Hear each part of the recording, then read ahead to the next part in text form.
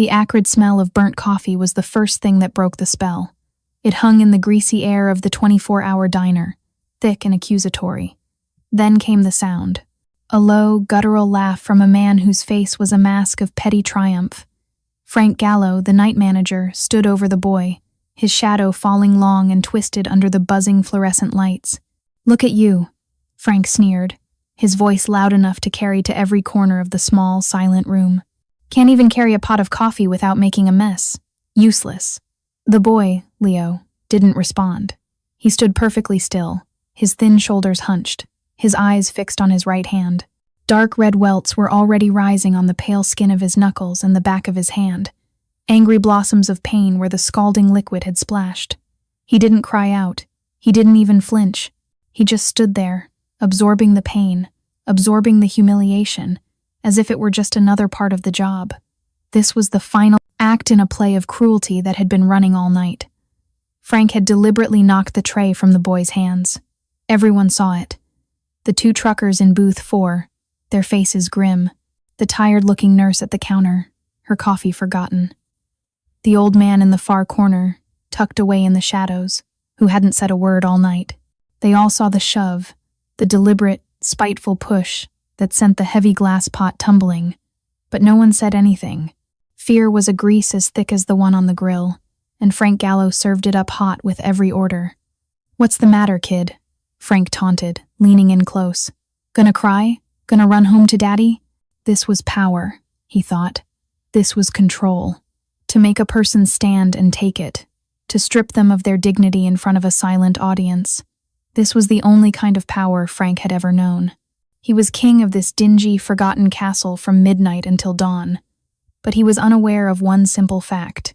He didn't know who the boy was. And he certainly didn't know the old man in the corner, the quiet customer Leo had just served a cup of black coffee to, the man whose face was now emerging from the shadows. Frank Gallo had 3 seconds left of his reign. 3 seconds before he learned that some boys are not just boys, and some old men are not just old men. 3 seconds before he understood the monumental, life-altering mistake he had just made. To understand what happened next, you have to go back. Back to the beginning of the night. The story didn't start with the crash of a coffee pot, but with the silence of a large, empty house on a hill overlooking the city. Vincenzo Moretti couldn't sleep.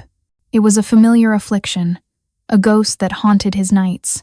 He stood at the grand window of his study, the city lights glittering below like a carpet of scattered diamonds. This city had once been his kingdom. He had ruled it not with an iron fist, but with a quiet, unshakable will. They called him the Ghost in the old days. Not because he was unseen, but because his influence was. It was in the foundations of buildings, in the silence of politicians, in the sudden, inexplicable peace that would settle over warring factions. Vincenzo Moretti's power was the absence of noise, the absence of chaos. But that was a long time ago. 20 years had passed since he had laid his wife, Sophia, and his son Marco to rest. 20 years since a patch of black ice and a speeding truck had erased his world. After that, the fire in him had turned to embers. He had passed the day-to-day operations of the family to trusted hands, retreating into the quiet solitude of his home. He still held the title. He was still the final word. But he was a king in self-imposed exile. Tonight, the ghost of his own son was particularly restless. He saw Marco's face in the reflection on the glass. The boy would have been 35 now. Perhaps he would have had a family of his own. Vincenzo sighed, the sound heavy in the quiet room. The house was too big, too quiet. His only constant companion was Antonio, his chef, his friend, the only man who had been with him from the very beginning. Antonio, whose quiet loyalty was a balm on a wound that never truly healed. Antonio, who had a family, a wife, Elena, who was frail but fierce, and a son, Leo, a good boy, quiet, respectful, with his father's gentle eyes and his mother's resilience. Vincenzo felt a paternal ache in his chest whenever he saw the boy. He saw a glimpse of the life that had been stolen from him. He pushed himself away from the window. The silence was suffocating him. "Marco," he said to one of the 2 men who stood like statues near the doorway.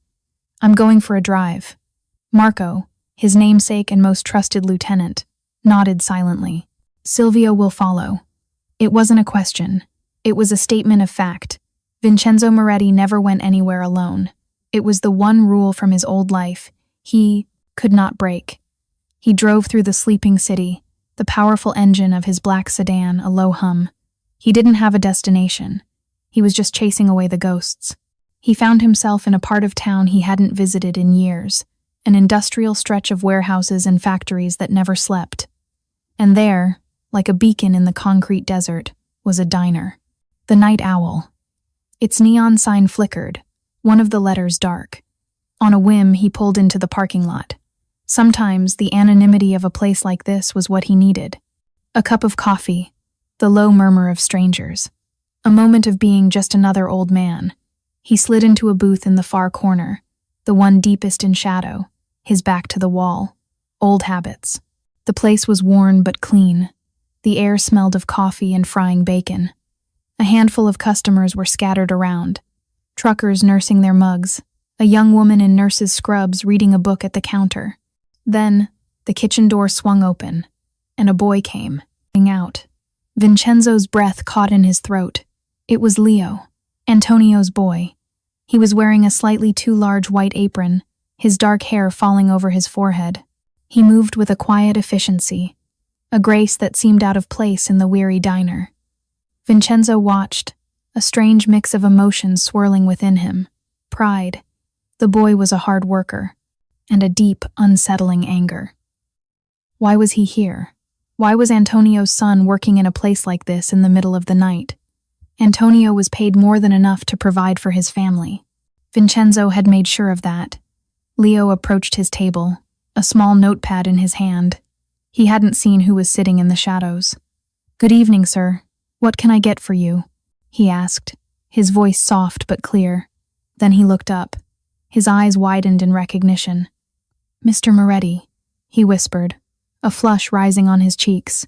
Vincenzo gave a small, almost imperceptible nod. "Leo, I did not expect to see you here." The boy looked down at his shoes, a flicker of shame or embarrassment in his expression. I work a few nights a week, to help out." Vincenzo's gaze sharpened. To help out with what? But he didn't press. Not here. "Just coffee," Vincenzo said, his voice a low rumble. "Black." "Yes, sir. Right away." Leo hurried off, his movements now a little less graceful, a little more self-conscious. Vincenzo watched him go, his mind racing. Something was wrong. He could feel it in the air, a tension that had nothing to do with him. The atmosphere in the diner shifted precisely at midnight. It was as if a cold front had moved in. The kitchen door slammed open, and a man swaggered out. He was of average height, with a fleshy face and small, predatory eyes.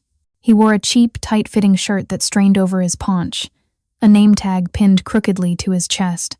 Frank, manager. He surveyed the room with a proprietary sneer, his gaze lingering on the customers with open contempt. This was Frank Gallo, and his arrival sucked the warmth from the room.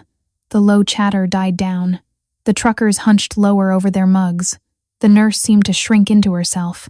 Vincenzo, from his corner, observed. He was an expert in power dynamics.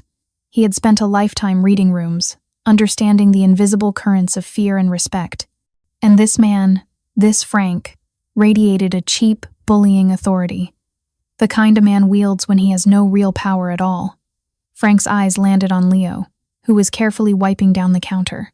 "You missed a spot." Frank's voice cut through the quiet. It was loud, abrasive. Leo stopped, his back stiffening. He looked at the spotless counter. "I don't think so, Mr. Gallo." "Are you calling me a liar?" Frank said, stepping closer. He jabbed a thick finger at a microscopic smudge. "Right there. Do it again. And this time, do it right." Leo's jaw tightened, but he said nothing. He picked up the rag and began to wipe the already clean counter again. Vincenzo watched, his fingers steepled in front of him. This was a test, a small assertion of dominance, and Leo, with his quiet dignity, was refusing to give the man the reaction he craved. This, Vincenzo knew, would only make it worse. The night wore on, a slow-motion study in casual cruelty. Frank followed Leo around the diner, a predator stalking his prey. He criticized the way Leo stacked the sugar packets. He complained that the coffee wasn't hot enough, forcing Leo to brew a fresh pot. He sent back an order for one of the truckers, claiming the eggs were cooked wrong, even though the man hadn't complained. Each act was a small cut, a deliberate attempt to humiliate the boy. And through it all, Leo remained calm. He was polite. He was professional. He did his work without a word of complaint. His patience was a shield, but Vincenzo could see the cost. He saw the tension in the boy's shoulders, the tightness around his eyes. He saw the immense effort it took to maintain that composure. Vincenzo's anger, a cold and patient thing, began to build. He had seen men like Frank Gallo before. They were weak men who mistook cruelty for strength. They were bullies who could only feel big by making others feel small. They were a disease. And Vincenzo Moretti had spent a lifetime curing diseases. But he waited. He was a guest in this world, an observer. He had made a pact with himself to live a quiet life. He would not interfere unless a line was crossed. He sipped his coffee, the bitter taste matching the feeling in his gut. He watched as Leo carefully balanced a tray with a fresh pot of coffee and 2 clean mugs, heading for the truckers in booth 4. He watched as Frank Gallo stepped directly into the boy's path. And then, the line was crossed. It happened in an instant. A deliberate shove, a careless, cruel motion. Frank's shoulder connected with Leo's arm. The tray tilted. The heavy glass pot slipped, tumbling through the air in a dreadful, slow arc. It shattered on the floor, an explosion of glass and scalding brown liquid. A wave of hot coffee splashed up, catching Leo across the back of his hand, and the room fell into a deep, shocked silence. The only sound was the hiss of coffee on the hot linoleum and the low, triumphant laugh of Frank Gallo. "Look at you," Frank sneered. "Useless." Leo stood frozen, his face a mask of pale shock. He stared at his hand, at the angry red skin that was already beginning to blister. The pain was a sharp, searing fire. But it was nothing compared to the cold weight of the humiliation. To be hurt, and then to be mocked for it. To be made small in a room full of strangers who did nothing. He could feel their eyes on him. He could feel their pity, their fear. It was a suffocating blanket. He kept his gaze down, focusing on the spreading pool of coffee on the floor, on the glittering shards of broken glass. He would not give this man the satisfaction of seeing him cry. He would not break. His father, Antonio, had taught him about dignity. He had said that it was the one thing no one could take from you. You could only give it away. And Leo would not give his away. Not to a man like Frank Gallo. He took a slow, steadying breath, preparing to bend down and clean up the mess. That was when he heard it. A sound that cut through the silence like a razor. The scrape of a wooden chair against the tiled floor. It was not a loud sound, but in the absolute stillness of the diner, it was a thunderclap. Every head turned. Slowly, deliberately, the old man in the corner booth was getting to his feet. He rose to his full height, and he seemed to fill the space around him, to draw the very light and air into himself. He was tall, broader than he had appeared sitting down. He wore a simple black jacket and dark trousers. Nothing remarkable, but it was his face that held them captive. It was a face carved from granite, lined with the wisdom and sorrow of a long life. And his eyes were calm, impossibly calm. They were the eyes of a man who had seen everything, who had faced down horrors most people couldn't even imagine, and who had emerged on the other side, unbroken. The air in the room shifted. It was a physical change, as if the barometric pressure had suddenly dropped.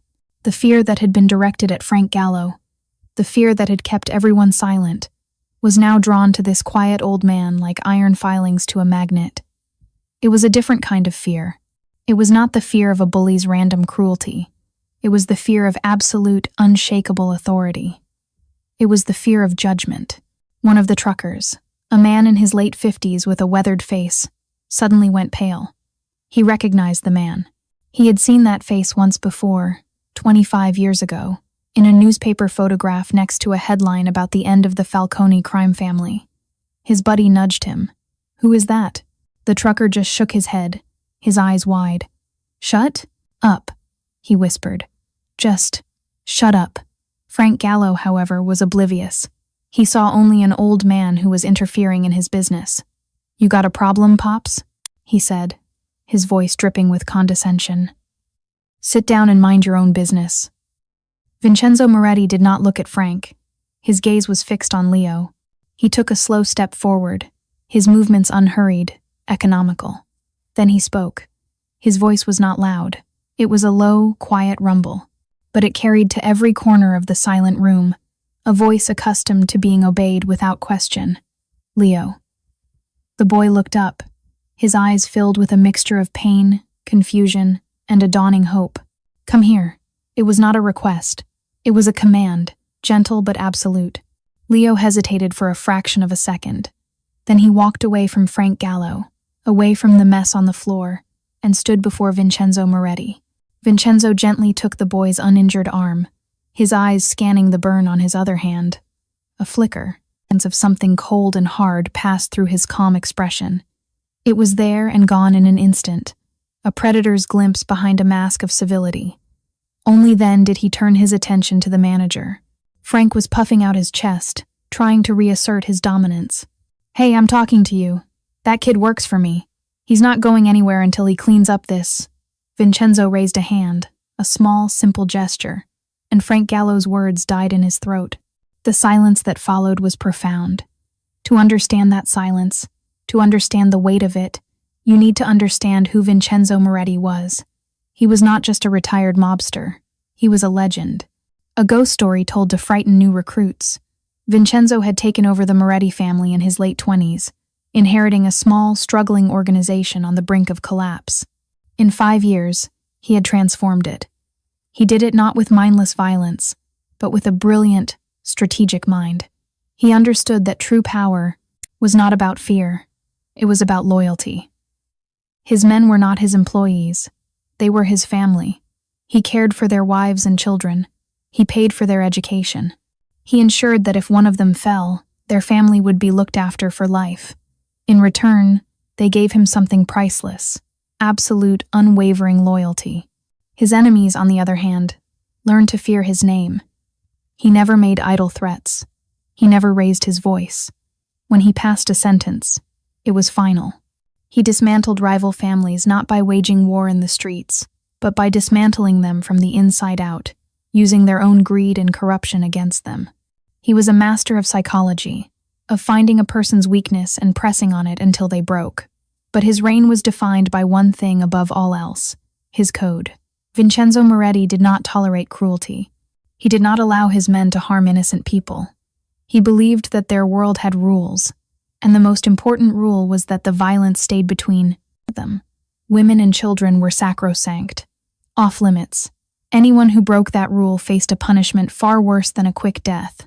Vincenzo believed in a different kind of justice, a more creative, more personal kind. Then came the accident, the day he lost his wife and his 10-year-old son, Marco. The heart of Vincenzo Moretti broke. The city held its breath, waiting for the storm. They expected him to lash out, to burn the world down in his grief. But he did not. He retreated. He buried his family, and with them, he buried a part of himself. The only person who could reach him in those dark days was Antonio, his chef. Antonio wasn't a soldier. He was a cook from the old country, a quiet man who had known Vincenzo since they were boys. Their bond was forged not in crime, but in shared memories of their childhood in Sicily. Antonio would come to the big, empty house every day and cook for Vincenzo. He would make the simple, rustic dishes of their youth, and he would sit with his friend in silence, sharing his grief without words. Antonio's presence was a lifeline, and when Antonio's own son, Leo, was born a few years later, Vincenzo made a silent vow. He would protect this family as if it were his own. He saw in Leo a ghost of his own lost son. He watched the boy grow up from a distance, a quiet, unseen guardian. His pact, made in the depths of his grief, was to leave the violence of his old life behind. He would live a quiet life, a peaceful life. He would tend his garden and read his books and let the world turn without him. But tonight, in this greasy diner, the world had come knocking. It had laid its grubby hands on Antonio's son. It had crossed a line. and the ghost was about to wake up. Vincenzo's calm eyes were locked on Frank Gallo. He began to walk forward, his steps slow and measured. Leo stood behind him, a silent witness. Frank, finally sensing the shift in the room, the palpable fear from the other customers, began to feel the first cold prickle of doubt. "Look, old man," he stammered, trying to sound tough. "I don't know who you think you are." "You will," Vincenzo said, his voice still quiet, but now laced with something as cold and hard as steel. He stopped directly in front of Frank. He was taller than the manager, his presence overwhelming. He didn't threaten. He didn't raise his voice. He began to ask questions. "What is your name?" he asked. Frank hesitated. Frank Gallo." "Frank Gallo," Vincenzo repeated, as if tasting the name. "Tell me, Frank Gallo, why did you do that?" "Do what? The kid's clumsy. He dropped a—" "Do not lie to me," Vincenzo interrupted. The words were not sharp, but they carried an immense weight. "I saw you. Everyone here saw you. You pushed him. Why?" Frank's bluster began to crumble. He looked around at the faces of the customers, seeing accusation in their eyes for the first time. They were no longer afraid of him. They were afraid of the man standing in front of him. It was an accident," he mumbled. "No," Vincenzo said calmly. "It was an act of cruelty. You have been tormenting this boy all night. I have been watching. Tell me, does it make you feel powerful to hurt a child?" The word child hung in the air. It reframed everything. Leo was not just a clumsy waiter. He was a child. And Frank was not just a strict manager. He was a man who hurt children. Frank's face flushed a deep, ugly red. "He's not a child. He's an employee." "He is 17, Vincenzo stated. "He is a boy, and you are a man who finds pleasure in causing him pain. This is a sickness, Frank Gallo." Vincenzo took another step closer, invading Frank's personal space. Frank instinctively tried to step back, but he found his feet were rooted to the floor. "I have known many men in my life," Vincenzo continued, his voice dropping to a near whisper. "Strong men, dangerous men. And do you know what I learned? The strongest ones, the ones with true power, they are always the gentlest. They have nothing to prove." He paused, letting the words sink in. "It is only the weak who are cruel, the insecure, the pathetic, men like you." Each word was a precise, surgical cut, stripping away Frank's bravado, layer by layer. He was being dismantled, psychologically, in front of an audience. His authority, which was built entirely on fear, was evaporating under the calm, judgmental gaze of this old man. Vincenzo turned his head slightly, addressing the room. "You all saw what happened here tonight," he said. "It wasn't a question. You saw this man deliberately injure this boy and then mock him for it." Heads nodded slowly. The trucker who recognized him finally found his voice. "We saw it. He pushed the kid. On purpose." The nurse at the counter chimed in, her voice trembling but clear. "He's been bullying him all night." Vincenzo turned back, to Frank, whose face had gone from red to a pasty, sickly white. "You see, Frank? Your kingdom is built on sand, and the tide has just come in." Vincenzo then did something unexpected. He turned to Leo. "Leo," he said gently, "I am sorry you had to endure this. But now, I want you to tell me, has he done this before?" Leo looked from Vincenzo to Frank, who was now visibly trembling. The boy straightened his shoulders. The fear was gone, replaced by a quiet strength. "Yes," Leo said, his voice clear and steady. "Every shift, he makes things up, he insults me, he tries to make me angry." "And why do you stay?" Vincenzo asked. "Why do you tolerate it?" Leo looked down for a moment, then met Vincenzo's gaze. "My mother, she needs a new treatment. The insurance doesn't cover all of it. I am saving money. My father, I did not want to worry him." The confession filled the room. The truckers looked away, ashamed of their inaction. The nurse's eyes filled with tears. Vincenzo's expression did not change, but a deep, profound sadness entered his eyes. He placed a hand on Leo's shoulder. "You are a good son, Leo. You have your father's heart, and your mother's strength. You have nothing to be ashamed of." He then turned his full attention back to Frank Gallo. The deconstruction was over. It was time for the sentence. Vincenzo reached into his jacket and pulled out a simple, old-fashioned cell phone. He dialed a single number. Frank watched, mesmerized by terror. He had no idea who this man was, but he knew, with a certainty that chilled him to the bone, that his life was over. The phone was answered on the first ring. "Marco," Vincenzo said calmly, "I need you to do a few things for me." He listened for a moment, then continued. "First, I am at a diner called the Night Owl. I am buying it. Contact the owner. Make him an offer he cannot refuse. I want the paperwork on my desk by morning." A collective gasp went through the room. "Second," Vincenzo continued, his eyes never leaving Frank's, "the night manager here is a man named Frank Gallo. I want to know everything about him. Where he lives, what he owes, what he fears. Everything." Frank felt a wave of nausea. "Third, I want you to find out which hospital provides the best care for Elena, Antonio's wife. We will be moving her there tomorrow. All expenses will be covered. Permanently." He paused. "And Marco, come inside. You and Silvio. We have some new employment paperwork to discuss with Mr. Gallo." He hung up. The finality of it was absolute. Frank Gallo began to babble. "Please, I'm sorry. I didn't know. I have a family. I have kids." "Did you think of this boy's family when you were tormenting him?"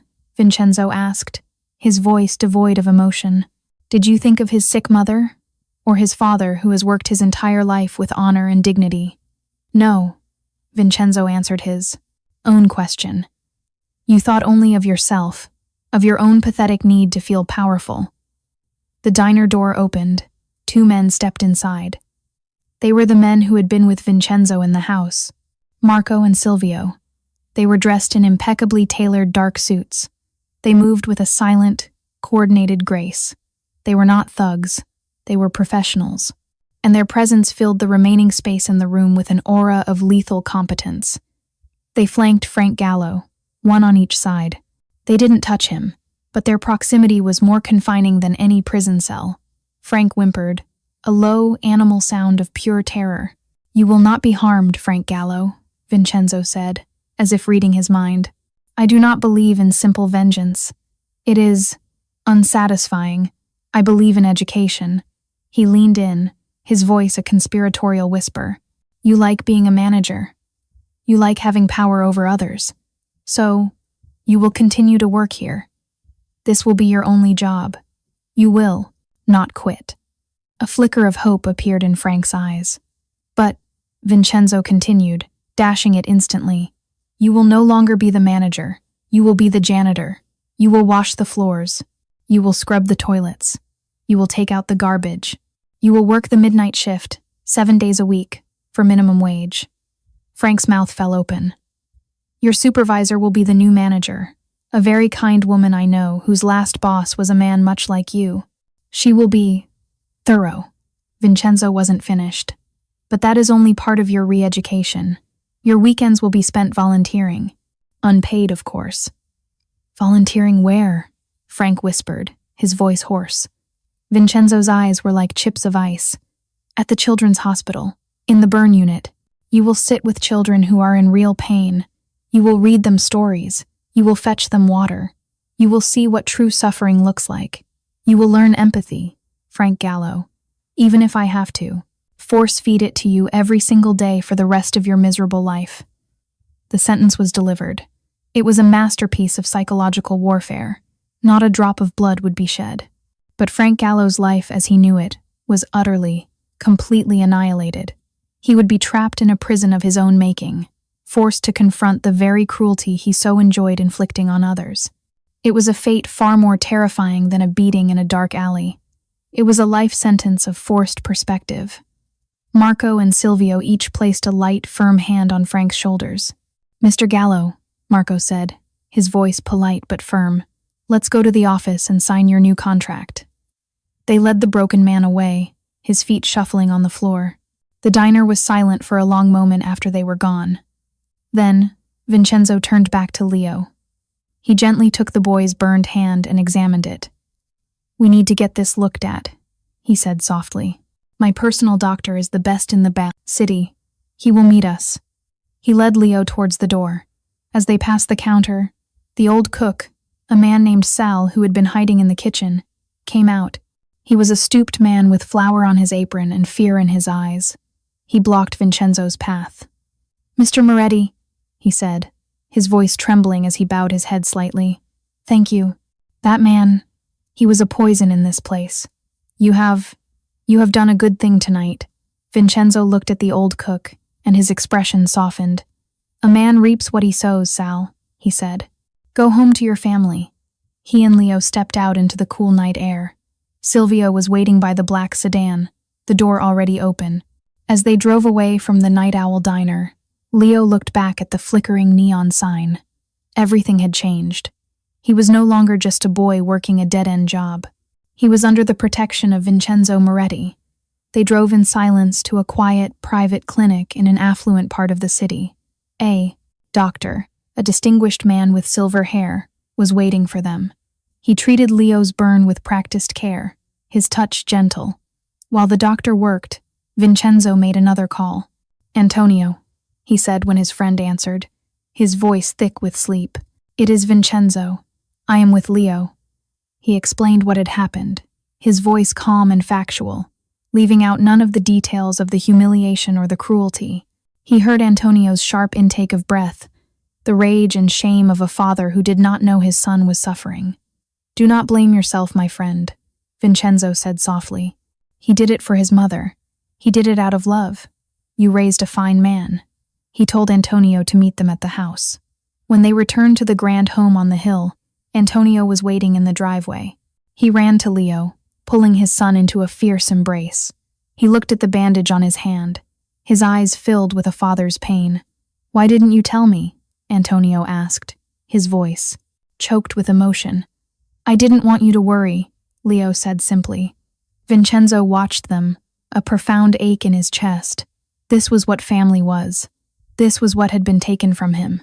Later, the three of them sat in Vincenzo's large, quiet kitchen, the heart of the home. Antonio, unable to sit still, was making coffee, the familiar ritual calming his nerves. Vincenzo sat across from Leo at the heavy wooden table. "What that man did to you tonight was wrong," Vincenzo began, his voice low and serious. "But I want you to understand something.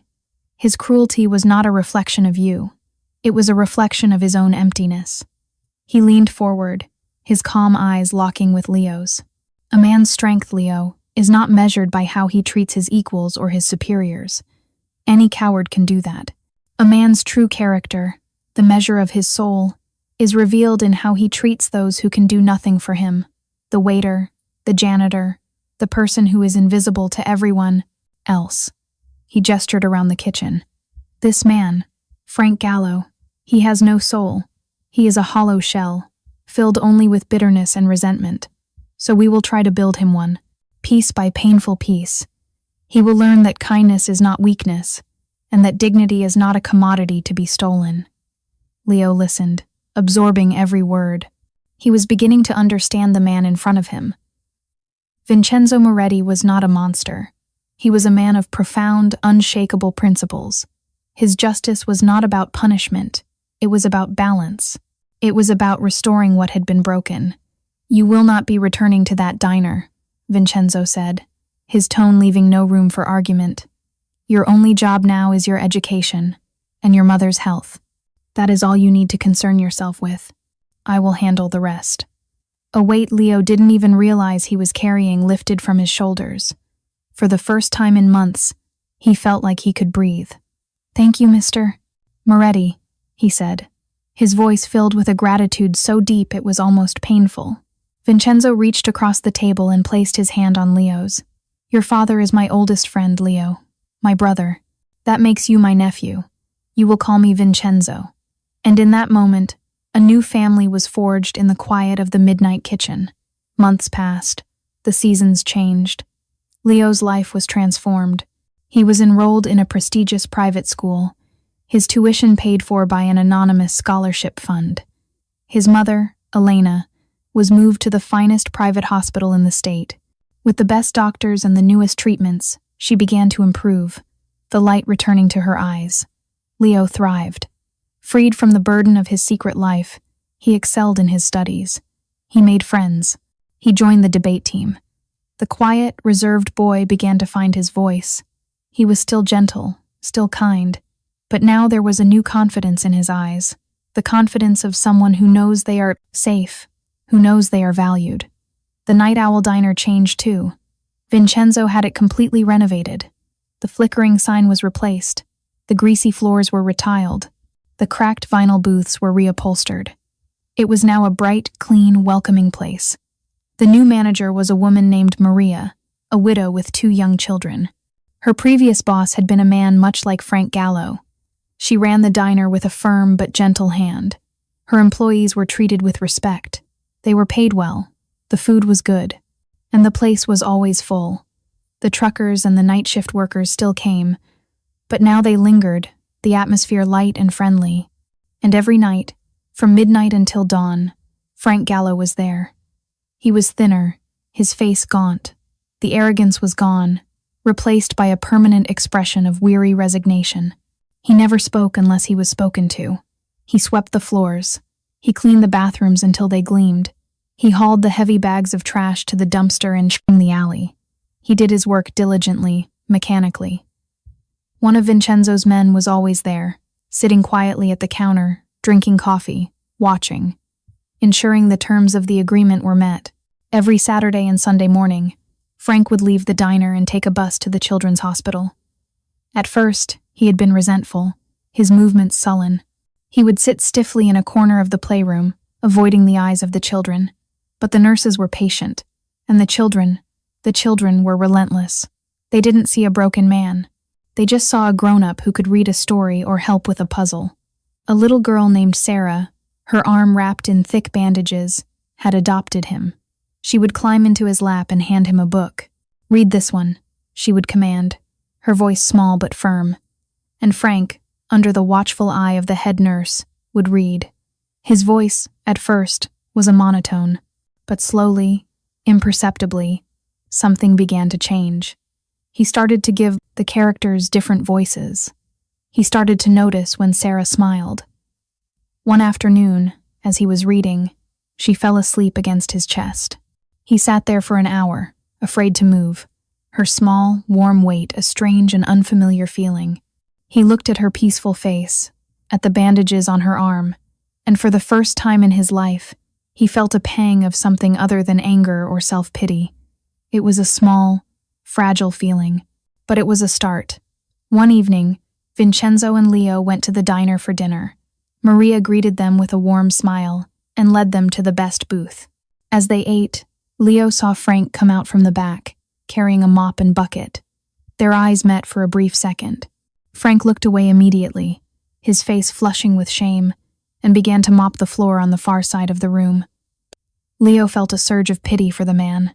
"He looks defeated," Leo said quietly to Vincenzo. Vincenzo followed his gaze. "He is not defeated," Vincenzo corrected gently. "He is learning. Defeat is an end. Learning is a beginning." He took a sip of his water. "Mercy is not about forgiveness, Leo.